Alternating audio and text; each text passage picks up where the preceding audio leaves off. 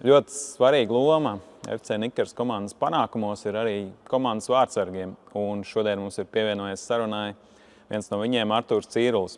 Artūrs kuldīdznieks un jau FC Nikars komandā spēlē no pašiem pirmsākumiem, manuprāt, ja pareizi atceros.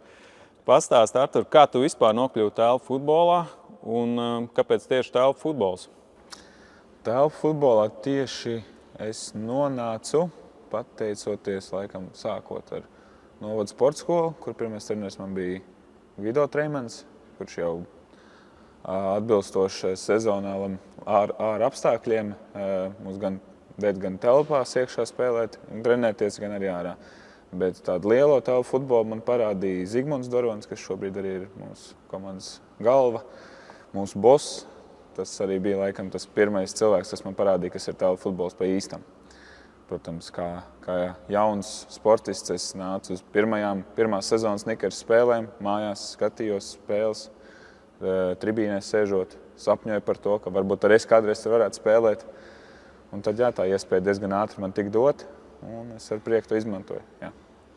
Un saki, lūdzu, tev ir bijušas vairākas sezonas jau tēlu futbolā, un vai šī būtu tāpat veiksmīgākā, vai es zinu, ka es arī izlases sastāvā pat uzspēlējis. Kā tu vērtē, kur tev līdz šim veiksmīgākā sezona, vai ir bijusi vēl kāda labāka? Protams, komandas mērogā šī bija viennozīmīgi labākā sezona ar sasniegumiem gan Latvijas kausa izcīņā, bronzas medaļas, arī tagad virslīgas turnīrā ir bronzas medaļa. Tas ir, es domāju, gan kuldīgai, gan klubam ļoti liels sasniegums. Bet man individuāli, protams, tā sezona, kad tiku atzīts gan par pirmās līgas labāko vārdsargu, gan par U19 labāko vārdsargu, iekļuva arī U19 izlases kandidātu sastāvā. Tas man bija tāds, man liekas, manuprāt, manas karjeras tāds augstākais tas posms. Protams, šo sezonu ir ļoti arī svarīgi virslīgā noturēties katru sezonu labā līmenī. Tā kā individuāli tas bija tas posms, kad es nokļuvu izlasē, kā kandidāts arī.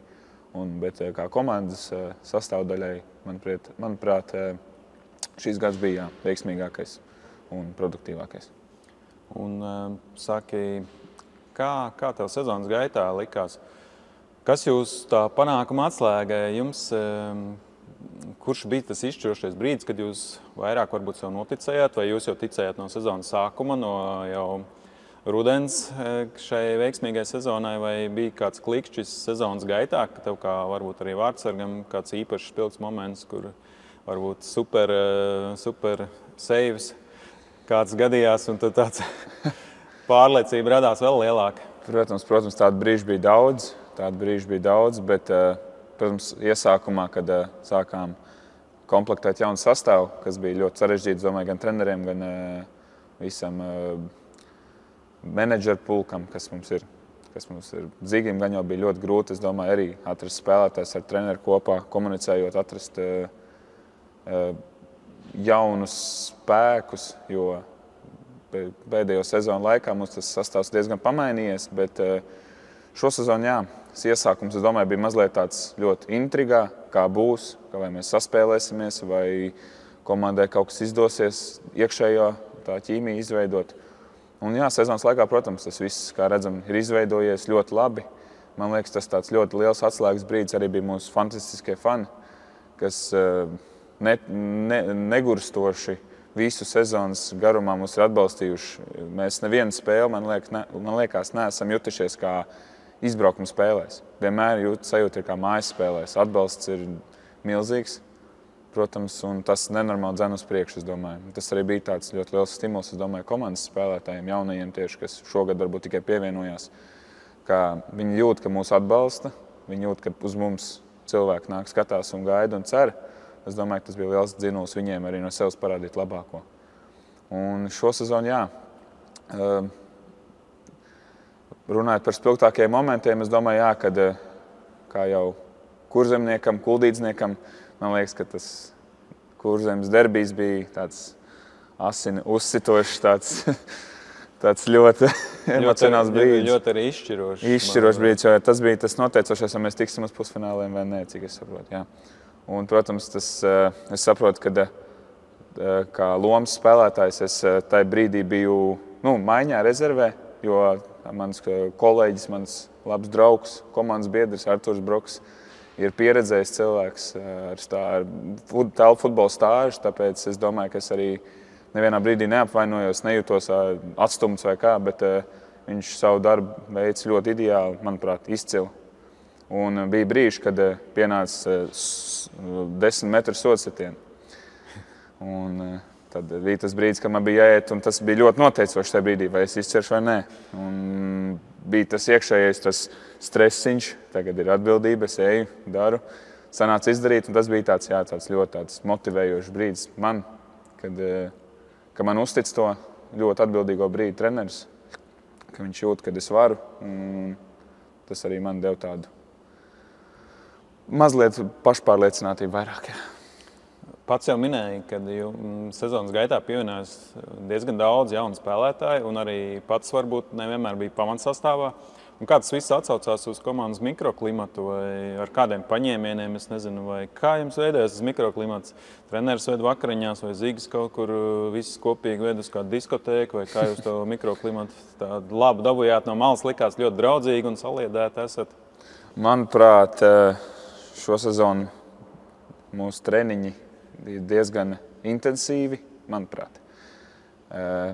Čaļiem bija daudz laika kopā būt, gan ģērbtuvēs, gan treniņos, atrodoties uz treniņu laukumu, trenējoties, iegūstot daudz ko jaunu.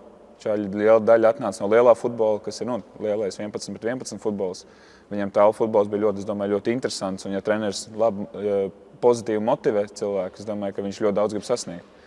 Un tad tas bija varbūt tas klimats, kad treneris ar savu motivēšanu spēja atbalstīt mūs. Mēs viens otru spējam kaut kādā brīdī, kad redzam, ka kāds komandas biedrs treniņos vai spēles laikā ir varbūt nedaudz tāds sašļuts, jau redz, ka viņam acis nolaižās, bet kopā mēs viņus mēģinām tais brīžos pacelt, uzdrošināt. Un tās epizodes ir, man liekas, katru minūtu laukumā. Kāds grib vairāk, kāds grib mazāk, tāpēc ir jāmotivē viens otru, un tas mums šo sezonu ļoti daudz brīžos bija izdevies. Un atgriezīšos arī par to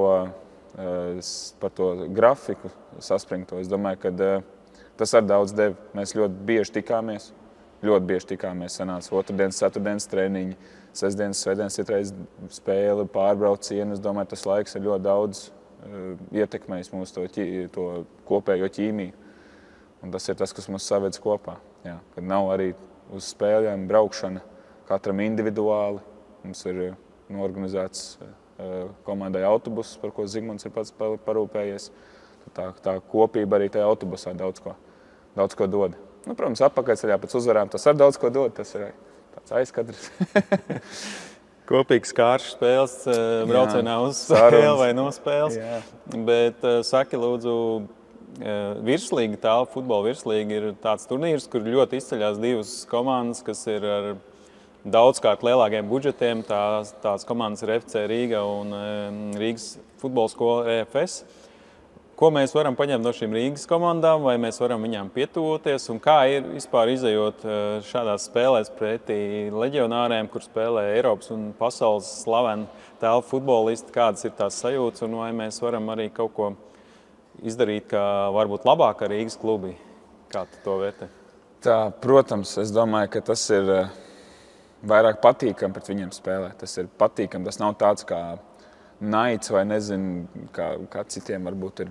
Bet manuprāt, man personīgi tas ir pagodinājums. Es jūtos priecīgs to darīt. Es jūtos pagodināts pret viņiem spēlēt, jo zinot, kādā līmenī tur spēlētāji ir, ar kādu pieredzi, ar kādiem prestižiem, apbalvojumiem un medaļām nokrauti. Es domāju, ka tas ir jābūt tādam arī labai motivācijai, pozitīvai motivācijai. Kad tu zini, ka tu vari spēlēt pret cilvēkiem, pret spēlētājiem, kas ir profesionāli ļoti un ilgus gadus jau ir turējuši savu līmeni, un ka tu vari viņiem pietuvoties kaut vai divu cīņā. Tu viņiem var būt plecs plecā, un tu vari sajust to, ka tu to vari, kad tajā brīdī tu vari ar viņu arī kaut ko konkurēt. Ja runājot par Rīgas klubiem, vai mēs varam kaut ko labāk, es domāju, ka ļoti mums šo sezonu sanāca diezgan bieži pret viņiem spēlēt. Bija daudz spēles, kur mēs varējām sev parādīt no labākās puses. Un arī pret RFS pirmo puslaiku sākumu. Mēs bijām 2-0 vadībā. Es domāju, ka tas ir arī diezgan liels tāds kā ķeksīts mums, kad viņi var ar mums rēķināties, ka mēs neesam šeit atnākuši vienkārši uzspēlēt. Mēs esam šeit uzvarēt, mēs gribam uzvarēt, mēs meklēsim taktikas, treneris mums dos dažādas informatīvas, taktiskas paņēmienas, kā varbūt mēs varam dažādās spēles situācijas novest pie pozitīva iznākuma mums. Tas, protams, pret RFS izdevās sākumā. Es domāju, ka varbūt ir laiks jaunajiem čaļiem nedaudz patrenēties vairāk telpu futbolā, kas ir šogad sākuši. Es domāju, ka ir kur fiziski vēl pielikt. Un tāpēc es domāju, ka ar mums var rēķināties. Es domāju, turpmāk arī bez leģionāriem. Ar mūsu jaunības sparu un enerģiju un treneru pieredzi. Tad varbūt jautājums tāds.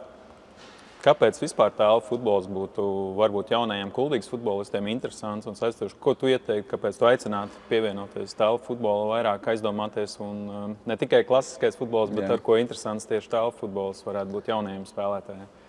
Es domāju, man kā jaunam spēlētājiem, kad es sāku, man tas viss aizrāva ar to ātro tempu. Bija ātra spēle, ātras pārējas, daudz dažādu taktisku manevri, dažādas izspēles, arī, piemēram, pozīcija maiņa. Tu nebūsi visu laiku. Tu, piemēram, sāks bērnībā trenēties kā aizsargs, un tu visu dzīvi būsi aizsargs. Šeit tu vari manevrēt, šeit ir multifunkcionāli spēlētāji, kas spēj jebkurā brīdī rotēt, būt uzbrucējs, būt aizsargs, būt malas spēlētājs. Tā kā es domāju, šis ir tā ar to, ka viņš ir ļoti ātrs sportveids, viņš ir dinamisks, viņš ir ļoti atletisks, manuprāt, arī uz ātrumu, uz atspulstu. Uz ātriem izrāvieniem. Es domāju, ka tas ir tas, kas varbūt man uzrunāt. Es, piemēram, zinu sev, kad biju jaunāks, es nevarēju norimties, es nevarēju mierā nosēdēt un gribēju kaut ko darīt. Un es domāju, ka telpu futbols ir īpaši piemērots šim. Piemērots tam, lai daudz varētu arī attīstīt sev gan fiziski, gan arī mentāli kaut kā salikt kaut kādas savus tos neramdētos, nenorimdināmos savus tās domas. Tu vari spēlēt laukumā, kurā viss ātri notiek, tev ir ātri savas tās ātrās idejas, arī tur jārealizē. Tā kā tas ir diezgan tāds, man liekas, bonus arī, ka tu vari izpausties savu enerģiju, izlaist šeit. Un Kuldīgas mērogā runājot, kad Kuldīga nav, manuprāt, nav liela pilsēta, viņa ir samērā maza ģimeniska pilsēta, un es domāju, ka arī pat, ja tu būsi iesāks to visu darīt, nezinot to neko, es domāju, ka viss apkārtējais pulks, kas ir Kuldīga, kas ir mūsu komandas biedri, kas ir mūsu fani, es domāju, ka dzīves uz priekšu motivēs un palīdzēs jebkurā, es domāju, situācijā. Un arī, protams, ja izvēlēsies trenēties Nikeras komandā, es domāju, ka vienmēr būs cilvēks, kas ir mūsu boss, Zigmunds, vienmēr arī laipni pieņems un izdarīs visu, lai tu spēlētu telpu futbolu, nedomājot par kaut kādiem lietām, ārpasaules lietām, kas tev tajā brīdī traucē. Ko noslēdzošais jautājums, kas interesē arī viss Nikeras fans un kuldīdznieks, vai nākamajā sezonā Artūrs Cīrulis būs FC Nikeras sastāvā? Protams, ka jā. Jau jūs taisīt pauzīt, lai intrigai, bet, protams, jā, es esmu kuldīdznieks un es ļoti mīlu spēlēt Kuldīgā un es mīlu spēlēt Nikerā, kuras ir mans mājas, Kuldīga, kur es dzīvoju. Jā. Un paldies tev, Artūr, un visai komandai par šo brīnišķīgo sezonu. Ko visiem līdzjutējiem faniem aicinu tikai pievienoties. Šī sezona parādīja mums brīnišķīgas un neaizmirstamas emocijas šeit, šajā Kuldīgas sporta hallē, un ne tikai, arī izbraukumā. FC Nikeras pierādīja savu spēku, tāpēc aicinu visus vēl vairāk un skaļāk atbalstīt mūsu komandu un uz priekšu tikai. Paldies visiem! Paldies!